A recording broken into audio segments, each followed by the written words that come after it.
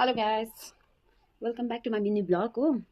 अहिले चाहिँ म एकछिन साथीकोमा पुगेर आएको थिएँ। साथीको आज बर्थडे थियो। हामी चाहिँ खास चाहिँ सरप्राइज दिने भनेर गएको थियौँ कि उल्टा हामी आफै सरप्राइज भइदिएको। किन भन्दाखेरि चाहिँ दोकानहरू गिफ्ट दोकानहरू दुइटा थियो होइन, दुइटै बन्द रहेछ हो। त्यहाँदेखि त्यसै भेटेर आयौँ। अब 13 तारिक पार्टी राखेको छ अरे, 13 तारिक जाँदाखेरि दिनुपर्छ।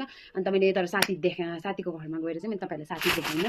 किन भन्दाखेरि त्यस्तै भइहाल्यो यताउता गर्दा। त्यहाँदेखि चाहिँ मैले साथी घर गएको थिएँ नि त हो। साथी घर गएको थियो।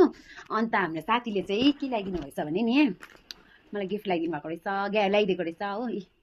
यो इयररिङ्स ल्याइदिएको रहेछ साथीले, यो ल्याइदिएको रहेछ हो।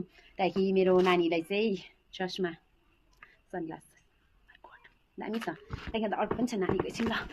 अन्त यो पनि यो ल्याइदिएको रहेछ, यो ल्याइदिएको रहेछ। मजाको लाग्यो मलाई, चोइस चाहिँ मन पऱ्यो मलाई।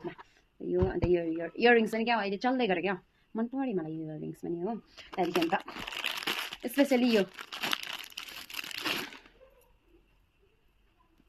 ल्याइदिएको छ, सो नाइस, कस्तो दामी छ हेर्नु न। कस्तो ल्याइदिएको, यो ल्याइदिएको छ, मजाको लाग्यो मलाई, पुरा मन पऱ्यो। त्यति रहेछ, सबसे ज्यादा मन परेको भने मलाई यो यति नै हो।